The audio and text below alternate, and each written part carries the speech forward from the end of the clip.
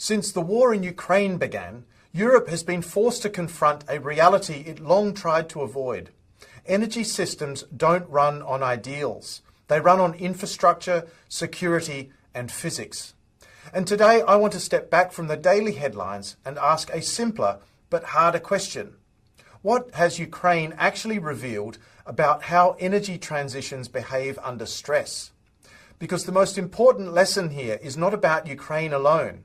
It's about the international system as it is.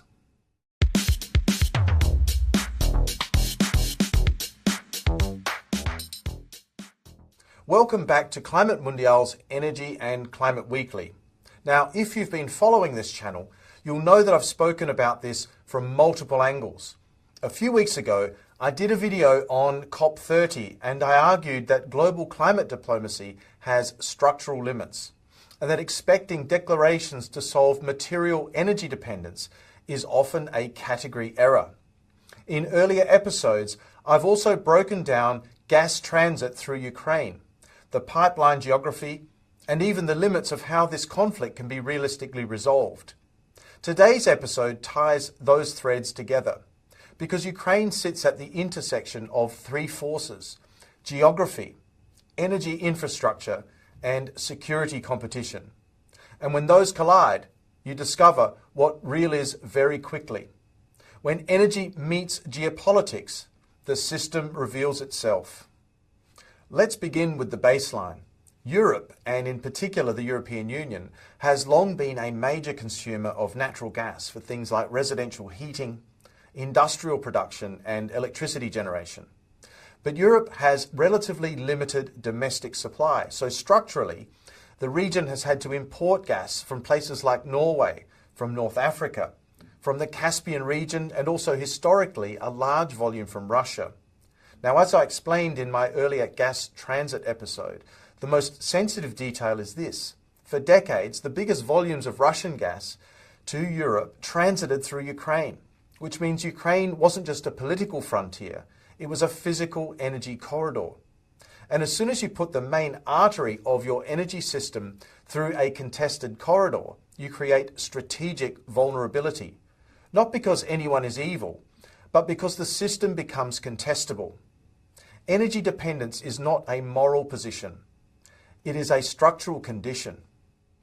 This is where the "did Russia turn off the gas" question becomes more complex than people assume. As I described in the gas transit video, there were disputes well before 2022, including major tensions in the mid-2000s over pricing, over debts, transit tariffs, and accusations of diversion. And importantly, Russia and Europe both sought diversification. That's why you saw major infrastructure efforts like Nord Stream pipelines, designed to route gas without reliance on Ukrainian transit. Now, I'm not making a moral argument for or against those pipelines today. I'm setting out why the systems behave the way they do. I'm making a structural argument. If your system has a choke point, the system will attempt to route around it. That is not ideology, that is logistics. And the same logic shows up repeatedly in energy markets. Pipelines, LNG terminals, shipping lanes, and now even minerals supply chains. Infrastructure is the diplomacy that cannot be voted out. Now, fast forward to the conflict period from 2022. Europe's response broadly had four components: reduce reliance on Russian pipeline gas, replace it with liquefied natural gas or LNG and alternative pipeline sources, use demand reduction and efficiency, and manage the price shock politically and fiscally. And in practice, what did that exactly mean? It meant the rise of LNG as the emergency stabilizer. But LNG is not just gas. LNG means liquefaction, shipping, regasification, and new infrastructure, and also competitive bidding against Asia.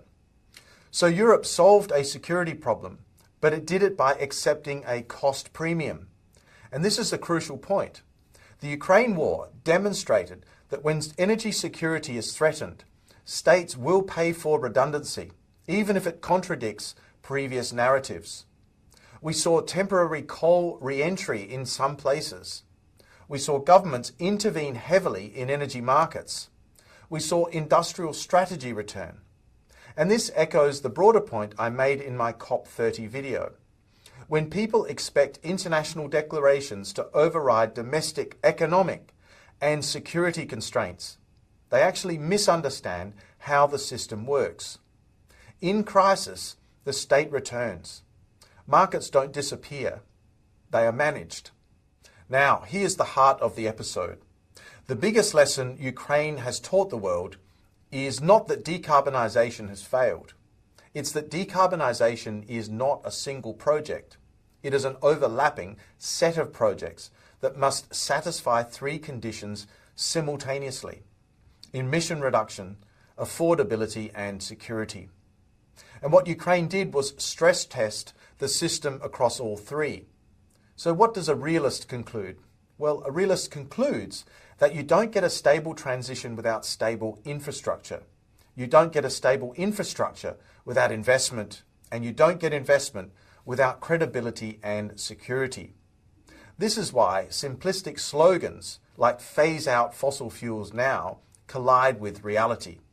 Not because the climate problem isn't real, but because the energy system is the foundation of modern life. And foundations change slowly, unless a crisis forces them to change quickly. Transitions don't happen in spreadsheets, they happen in the real world. So, what are the implications of all this? Well, first of all, Europe will keep building redundancy, LNG, storage, interconnectors. Secondly, gas does not vanish. It gets repriced, rerouted, and politically conditioned. Thirdly, nuclear energy quietly regains legitimacy in parts of Europe. And fourthly, the transition becomes more explicitly industrial, including grids, metals, and manufacturing. And all of this leads to a very sober conclusion. Energy policy is no longer exclusively about climate policy. Energy policy is also about security policy. So in closing, Ukraine has revealed the limits of energy idealism. But it has also shown something else. States can move remarkably fast when vulnerability becomes unacceptable. But speed almost always has a price. Those are my thoughts, but I would like to know what you think as well. Do you agree that Europe's pivot away from Russian gas has made Europe more secure, or is it simply now more expensive? Is LNG a strategic solution or a strategic stopgap? And most importantly, what does Ukraine teach us about how realistic the global energy transition can be? Please leave a comment below. If you enjoyed this episode, click like, share the video, and subscribe to the channel. It really does help the channel grow. And I'll look forward to seeing you again soon in the next episode of Climate Mundial's Energy and Climate Weekly. Bye for now.